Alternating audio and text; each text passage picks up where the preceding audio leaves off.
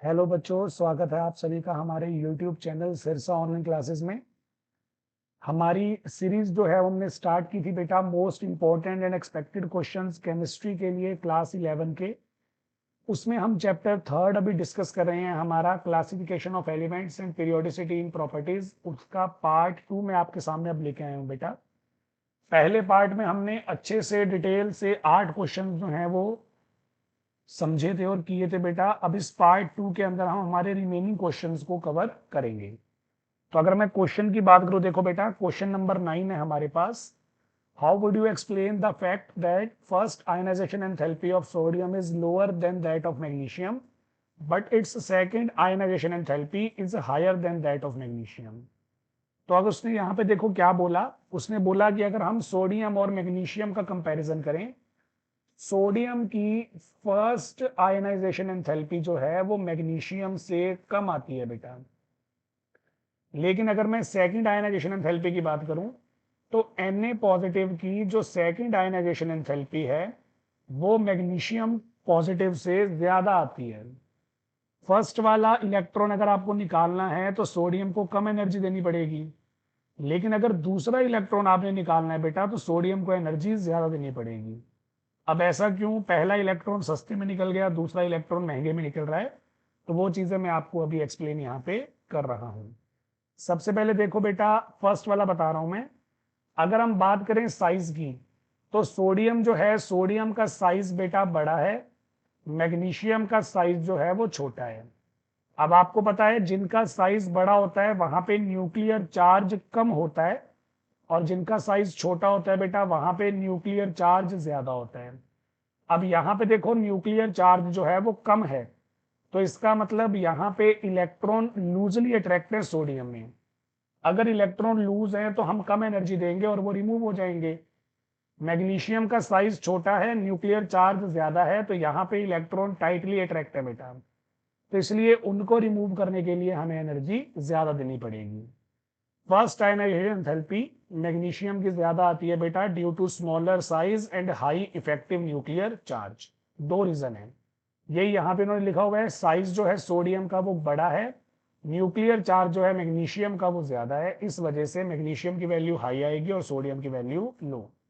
अब देखो एक एक इलेक्ट्रॉन हमने निकाल दिया, सोडियम में से भी एक इलेक्ट्रॉन हमने रिमूव कर दिया और मैग्नीशियम में से भी हमने एक इलेक्ट्रॉन रिमूव कर दिया। सोडियम में से जब एक इलेक्ट्रॉन रिमूव करते हैं तो सोडियम बन जाता है 1s2 2s2 2p6। सोडियम हमारा फुली फिल्ड स्टेबल हो जाता है। लेकिन मैग्नीशियम में ऐसा नहीं होता बेटा। मैग्नीशियम से जब हम एक इलेक्ट्रॉन निकालेंगे, अभी भी मैग्नीशियम के 3s ऑर्बिटल में एक इलेक्ट्रॉन पड़ा है। Na पॉजिटिव जो है वो और already noble gas configuration acquire कर चुका है, लेकिन मैग्नीशियम को भी एक और इलेक्ट्रॉन लूज करना है, उसके बाद ही वो स्टेबल हो पाएगा। क्योंकि सोडियम ऑलरेडी स्टेबल है, तो अगर आप उसमें से इलेक्ट्रॉन निकालने का ट्राई करोगे तो वहां पे आपको एनर्जी ज्यादा देनी पड़ेगी। मैग्नीशियम के भी 3s के अंदर एक इलेक्ट्रॉन पड़ा हुआ है, वहां पे आप एनर्जी दोगे तो वो आपको फटाफट इलेक्ट्रॉन दे देगा ताकि वो स्टेबिलिटी एक्वायर कर सके। तो अगर मैं आपको एक ही लाइन में आंसर दूं तो आंसर ये बनेगा, सोडियम की सेकंड आयनाइजेशन एंथैल्पी हाइयर इसलिए आती है क्योंकि sodium already fully filled stable electronic configuration को अचीव कर चुका था। और अगर आपको अच्छे से इसकी वर्डिंग पढ़नी है बेटा एग्जामिनेशन पॉइंट ऑफ व्यू से, तो नीचे मैंने आंसर यहाँ पे दिया हुआ है, ये आंसर आप अच्छे से पढ़ सकते हो। नेक्स्ट आ गया हमारे पास हमारा क्वेश्चन नंबर 10। दो हमें यहाँ पे बेटा पार्ट्स दिए गए हैं क्वेश्चन के अंदर। Which of the following pair of elements would have more negative electron gain enthalpy. दो पेयर है बेटा, ऑक्सीजन और फ्लोरीन में से इलेक्ट्रॉन गेन एंथैल्पी किसकी हाई होगी? हाई का मतलब मोर नेगेटिव। फ्लोरीन और क्लोरीन में से किसकी इलेक्ट्रॉन गेन एंथैल्पी मोर हाई है, यानी कि मोर नेगेटिव है, ये अपने को बताना है। सबसे पहले बात कर लेते हैं बेटा ऑक्सीजन और फ्लोरीन की। ऑक्सीजन और फ्लोरीन सेकंड पीरियड के अंदर प्रेजेंट है, और आपको पता है बेटा लेफ्ट टू राइट जब हम मूव करते हैं तो साइज जो है वो डिक्रीज होता है, न्यूक्लियर चार्ज इंक्रीज होता है।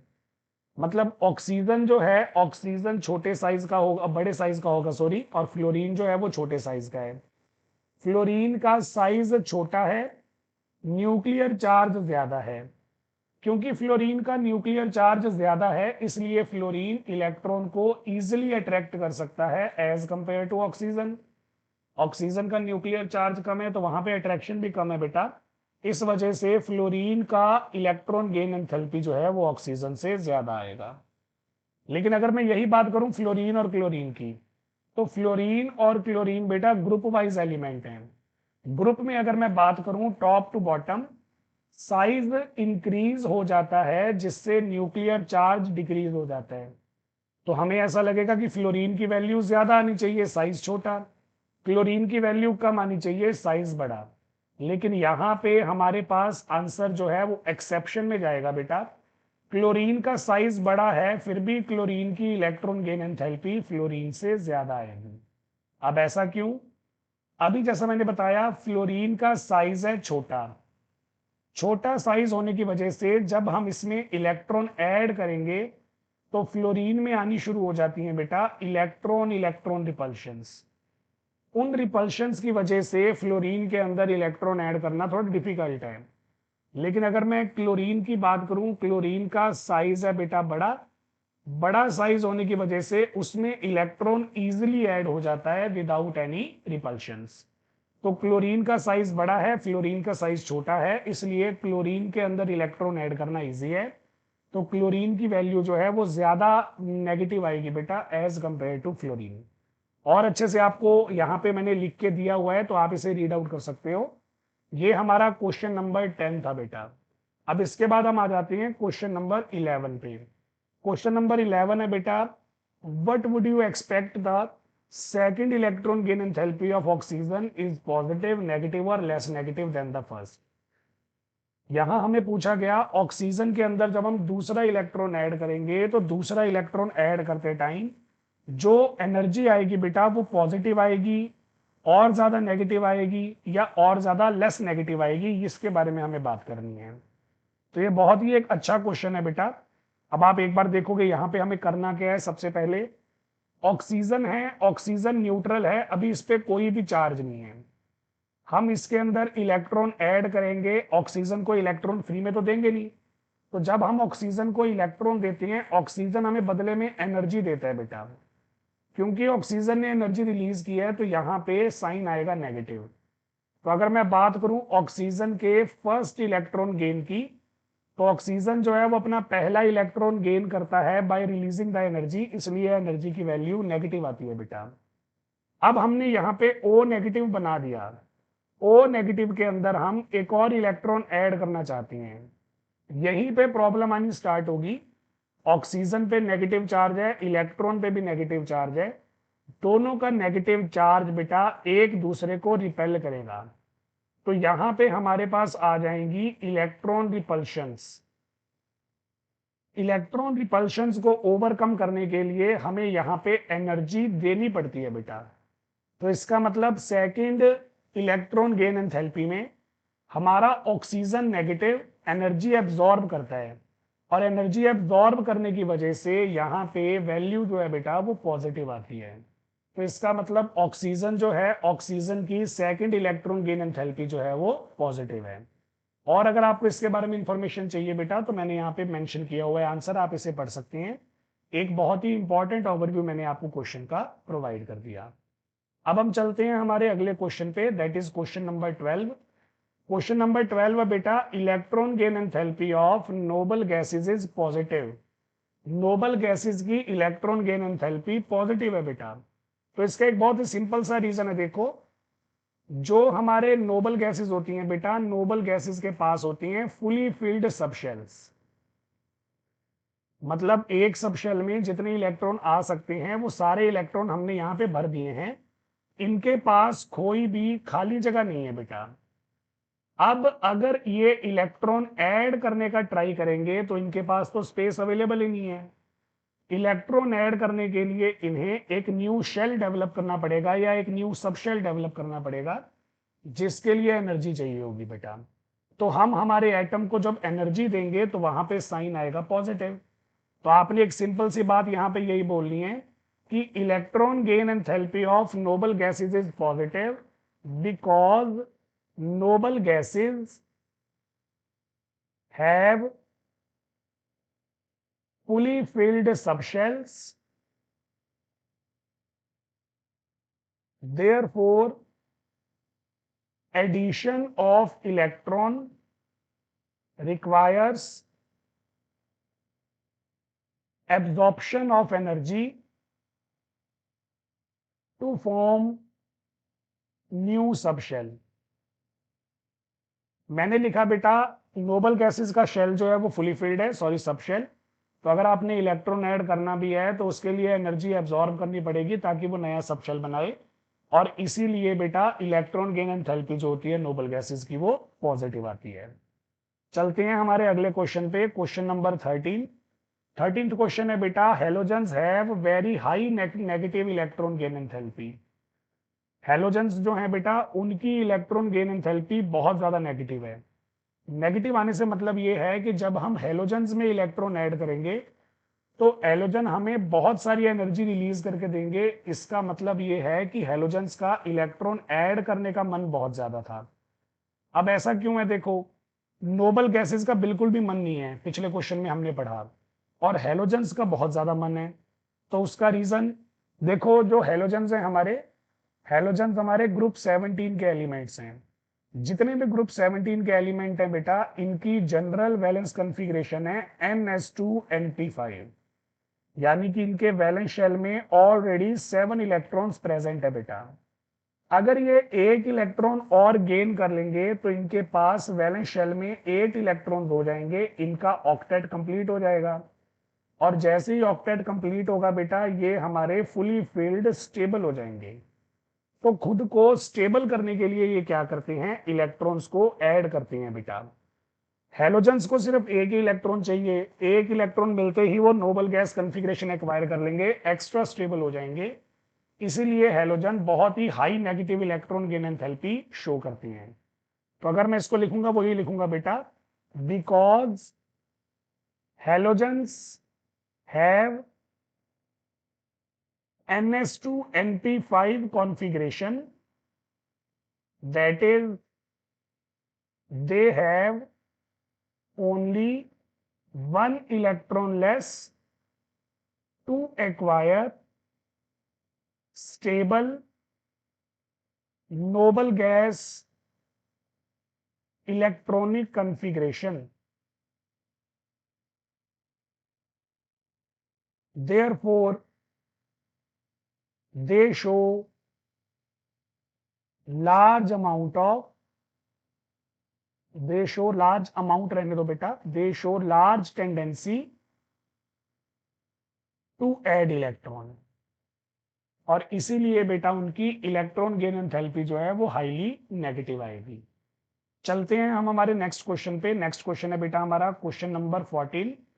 क्वेश्चन नंबर 14 है हमारे पास, what do you understand by the term successive ionisation enthalpy, explain why second ionization enthalpy is always greater than the first ionization enthalpy. तो बेटा सबसे पहले हमें यह बताना है कि सक्सेसिव आयनाइजेशन एंथैल्पी क्या होती है, फिर हमें बताना है कि जो सेकंड आयनाइजेशन एंथैल्पी है वो फर्स्ट वाले से हमेशा ग्रेटर क्यों आती है। तो सबसे पहले देखो बेटा सक्सेसिव आयनाइजेशन एंथैल्पी क्या है।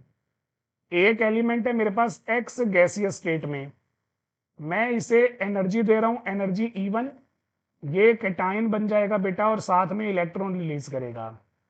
फिर मैंने इसी कैटायन को दोबारा एनर्जी दी है, एनर्जी E2, इसी कैटायन में से मैंने एक और इलेक्ट्रॉन रिमूव करवा दिया, अब ये बन गया X2 पॉजिटिव। तो जब आप एक ही एटम से बार बार इलेक्ट्रॉन रिमूव करवाते हो बेटा by giving them different amount of energies, तो ये जो हमारे पास हमारा कंसेप्ट है बेटा, इस कंसेप्ट को हम बोलते हैं हमारा सक्सेसिव आयनाइजेशन एंथैल्पी। तो यहां पे देखो हमने बोलना है बेटा, when an electron is removed successively from same atom present in gaseous state, then it is called successive ionization enthalpy. तो ये हमारे पहले क्वेश्चन का आंसर है बेटा। दूसरा क्वेश्चन इसी के अंदर, explain why second ionization enthalpy is always greater than the first ionization enthalpy. देखो ये हमारी फर्स्ट आयनाइजेशन एंथैल्पी है E1, ये हमारी सेकंड आयनाइजेशन एंथैल्पी है E2। अकॉर्डिंग टू क्वेश्चन बेटा सेकंड आयनाइजेशन एंथैल्पी की वैल्यू जो है वो फर्स्ट वाले से ज्यादा आ रही है। इसका मतलब जब हम दूसरा इलेक्ट्रॉन निकालते हैं तो दूसरा इलेक्ट्रॉन निकालते टाइम हमें एनर्जी पहला इलेक्ट्रॉन निकालने वाले से ज्यादा देनी पड़ेगी। सपोज करो पहला इलेक्ट्रॉन अगर मैंने 500 किलो जूल एनर्जी देके निकाला, तो दूसरा इलेक्ट्रॉन जो है बेटा वो हमें ज्यादा एनर्जी देनी पड़ेगी 500 से, वो कुछ भी हो सकती है 6, 7, 800 एंड सो ऑन। तो ये हमारे पास हमारी चीज है बेटा। अब ऐसा होता क्यों है, इसका रीजन देखो, बहुत ही एक सिंपल सा रीजन है। रीजन ये है बेटा कि जब हमारे पास एक न्यूट्रल एटम होता है तो न्यूट्रल एटम में नंबर ऑफ इलेक्ट्रॉन्स और नंबर ऑफ प्रोटॉन्स जो होते हैं वो बराबर होती हैं। जैसे ही आप इसे एनर्जी दोगे E1 एनर्जी मिलने पे ये इलेक्ट्रॉन लूज कर देगा और लूज करके बेटा ये केटाइन बन जाएगा। जैसे ही ये केटाइन बनेगा इलेक्ट्रॉन हो जाएंगे कम और प्रोटॉन्स हो जाएंगे ज्यादा। अब क्योंकि प्रोटॉन ज्यादा हैं तो न्यूक्लियर चार्ज हो गया इंक्रीज। न्यूक्लियर चार्ज अगर इंक्रीज हो जाएगा बेटा तो इलेक्ट्रॉन हो जाएंगे टाइटली अट्रैक्ट, और उन टाइट इलेक्ट्रॉन्स को निकालने के लिए हमें एनर्जी देनी पड़ेगी बेटा ज्यादा। तो इसका मतलब ये हुआ जब हम सेकंड इलेक्ट्रॉन निकालते हैं केटाइन बनने की वजह से न्यूक्लियर चार्ज होता है इंक्रीज, और न्यूक्लियर चार्ज अगर इंक्रीज होगा तो उस टाइट इलेक्ट्रॉन को निकालने के लिए एनर्जी ज्यादा देनी पड़ती है। इसलिए सेकंड वैल्यू जो होती है बेटा वो फर्स्ट वाले से हमेशा ज्यादा आएगी। चलते हैं हम हमारे अगले क्वेश्चन पे, दैट इज 15th क्वेश्चन। अब 15th क्वेश्चन है हमारे पास, which one of the following element posed a challenge to Newland law of octaves. हमें कुछ एलिमेंट दिए गए हैं बेटा, हमें ये बताना है कि इसमें से कौन सा एलिमेंट ऐसा है जिसकी इंक्लूजन अगर मैं कर दूं, जिसे इंक्लूड अगर मैं कर लूं, तो वो न्यूलैंड लॉ ऑफ ऑक्टेव को एक चैलेंज देते हैं, वहां पे फिर वो न्यूलैंड लॉ फॉलो नहीं हो पाता। तो बेटा पार्ट 1 में आपने देखा होगा, मैंने आपको न्यूलैंड लॉ अच्छे से समझाया था।